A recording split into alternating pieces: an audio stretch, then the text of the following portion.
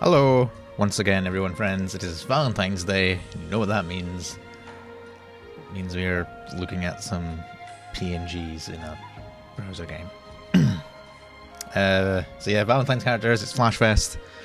We know that we are getting Sandalphon and Sen, because they announced that at the stream a few weeks ago. They also announced Luo Grand, but I'm pretty sure we're not getting him until Legfest at the end of the month, so just Sandalphon and Sen that we know about. Last year they did do 3 new Valentine's characters. We got Vera, Cassius, and Ladiva. Normally they only do 2, so it might just be those 2 again this year. But let's find out. We're getting Sandalphon in Wind, okay. And Sen in Water. So, yep, just the 2 of them. Alright. Oh no, there's a Scamcha. But let us take a quick look at these weapons, as we usually do. Sandalphon's melee weapon, apparently. Stamina and small attack and crit. That's whatever. Sends staff. Big crit, small healing, and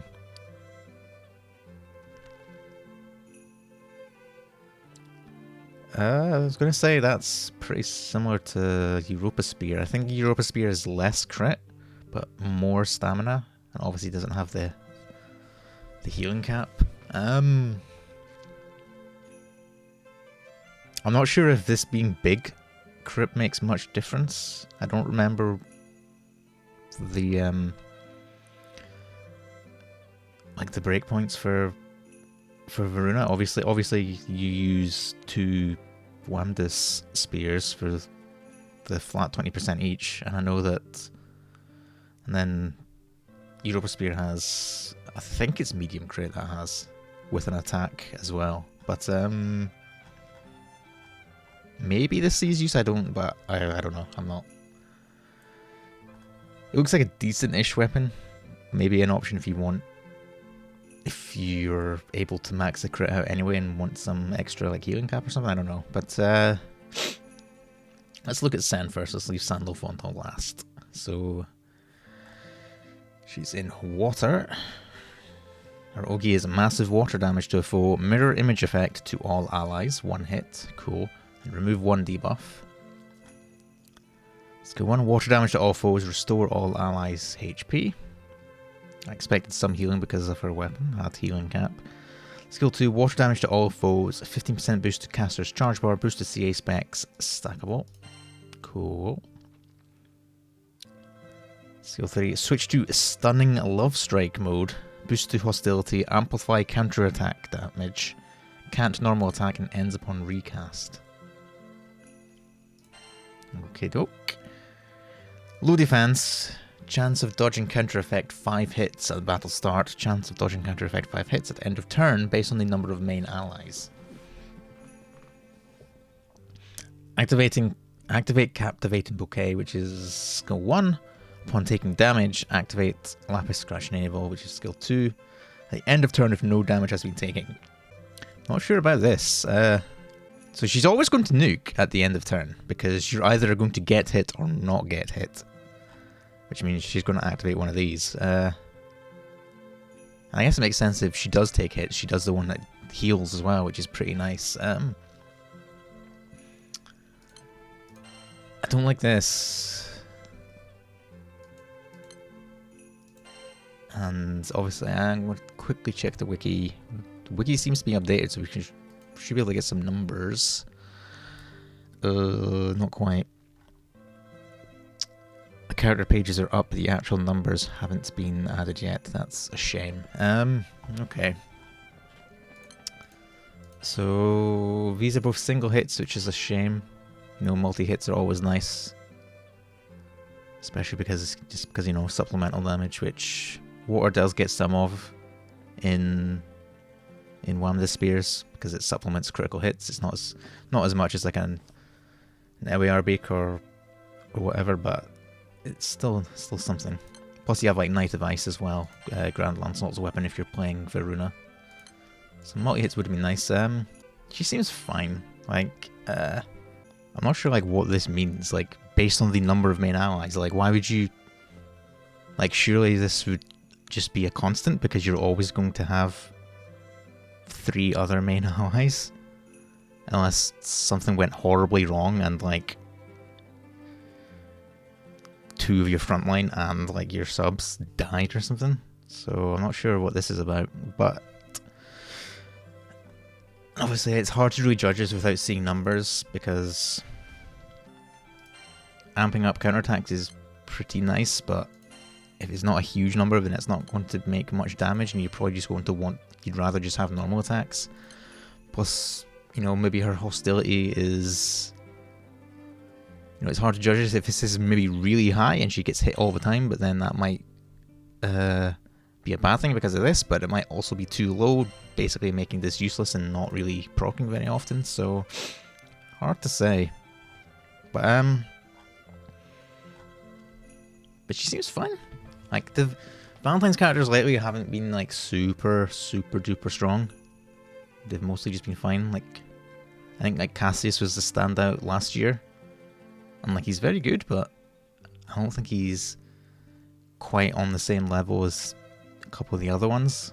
But Sen here seems okay. Like, you know, maybe if you farmed and like uncapped and awakened a bunch of the Proving Grounds water spears, she'd end up being quite a bit better. But yeah, I'm not... I mean, she gets some healing on full auto, assuming you take damage, but yeah, she seems fine. Mirror image for the whole team on Ogi is nice, but removing buffs is all cool, but yeah, she seems fine. Like, I'm not super impressed, to be honest, but she's very cute, which can count for a lot for some people. Now, Sandalphon in Wind. Let's see what he's about. Unworldly wind damage to a foe, delay effect, and cooldown for the Misery, which is his skill 1. Wind damage to all foes, remove 1 buff, increase max charge diamonds, bonus damage based on foes' total max charge diamonds, maximum 8 hits. That's new. I don't think we've seen that before.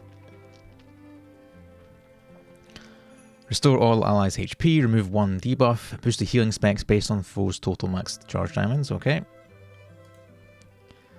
And then skill 3, debuff immunity to all allies 1 time, damage immunity 1 hit, cut to cooldown based on foes' total max charge diamonds. Interesting. So this is, yeah, that's a...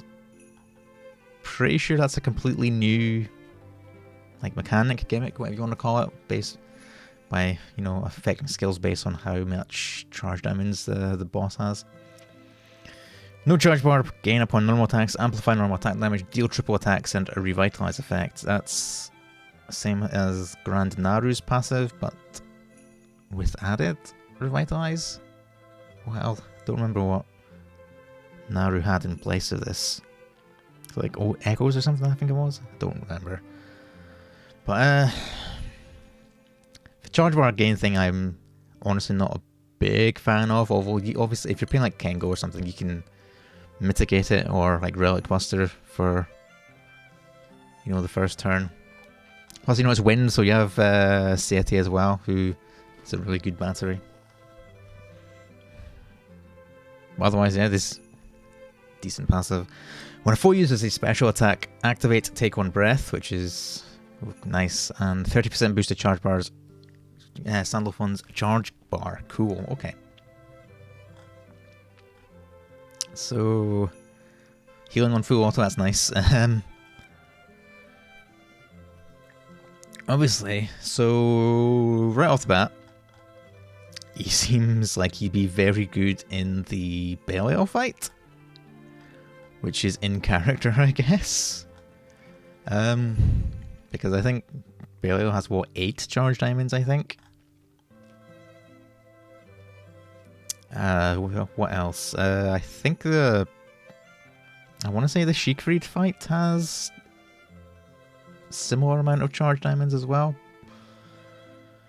But I don't actually know what the mechanics of that fight are, so I don't know if you would actually want to bring him to that fight or not. But yeah,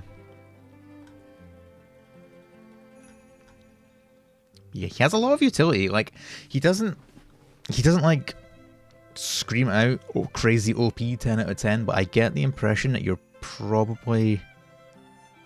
he's probably going to be pretty nice to have for a lot of like endgame fights. I mean, obviously if you're like a super endgame player, stuff like Belial, Beelzebub, and like Vasan, like those fights are pretty power crept and not super challenging at this point. If you're someone like me, then who doesn't do them that often, that's, you know, you're not quite at that stage, so he'd probably be pretty useful for those fights. I wonder, with Vasan, I wonder, does it count the wings as well for charge diamonds? Because, well, the main body has what, 2? And the wings has 3? Plus, this will presumably, yeah, this activates against all foes, so that's going to increase that to 3 and 4. So that's still at 7 for Vasan, which is, you know, up there as well. So yeah, he seems like he's going to be nice. I mean, you probably don't absolutely need him, but I think he's probably going to be like a really nice to have for those endgame fights, especially if you don't have like, if you're missing like other options. And plus, he has the potential to just be like best in slot for like some like future raid down the line. I don't know. I was gonna say I don't know what wind raids in specifically would be coming in the future. Like they already have their Diaspora tier 1, which is Sheik raid. But yeah, he just has a lot of utility. I mean, delay on Ogi, bunch of wind damage with, you know, in the element with Eliar Beaks, and a Dispel with the gravity, healing and clear, which obviously like Wiki isn't updated, so I don't know what the specs are, but I would hope that this is a pretty chunky heal when you're in a fight with a lot of charge diamonds. And then this is just straight up, just, I don't know, skip Paradise Lost button, I guess. Or are there similar Ogis? Boss Ogis?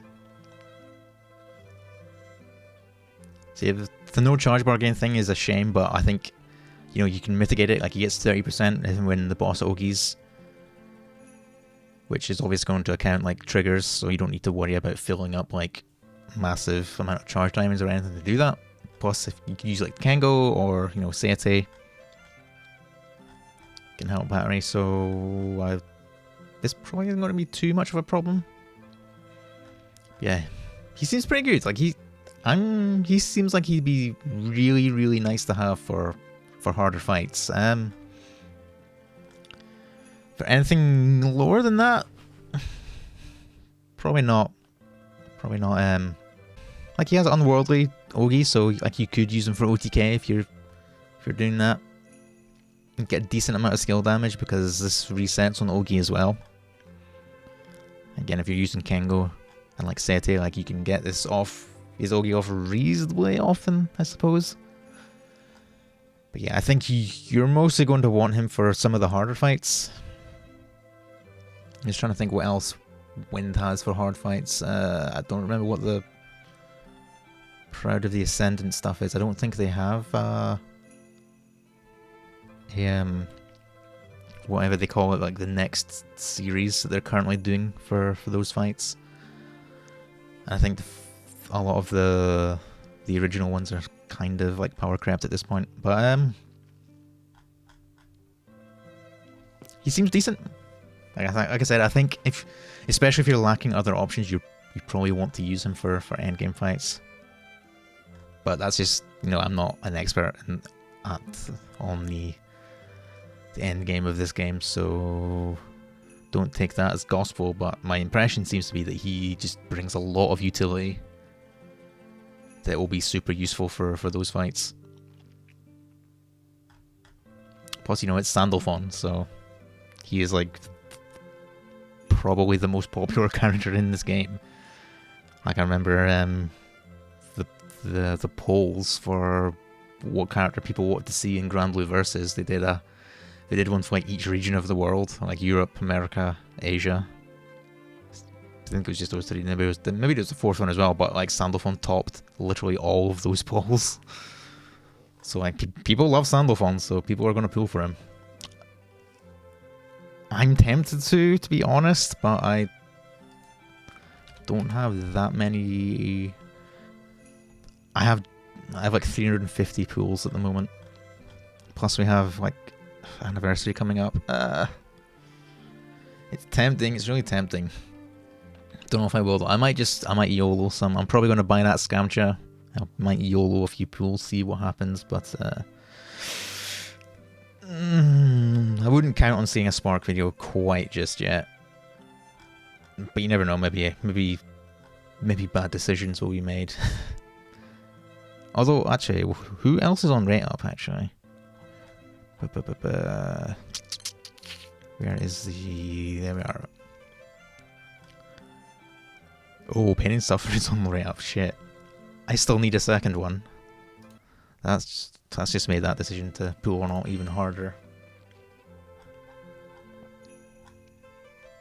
Let's see if we can get lucky with this. Nope. Okay. So that's that. Sen seems honestly kind of whatever, but I don't know. Maybe there's some setups that she'd be really good and interesting in, but she didn't seem super impressive out the gate to me, but you know, who am I? And Sandalphon, like I said, just seems really strong for those hard fights at the end game fights. But yeah, thanks for watching, and I will see you next time at the end of the month, where we are, I think, presumably getting Granblue. Probably the Fed you'll summon as well, and at least one other character. But the anniversary event will be in full swing at that point, so see what we get. Until then, thank you for watching, and I shall see you all next time.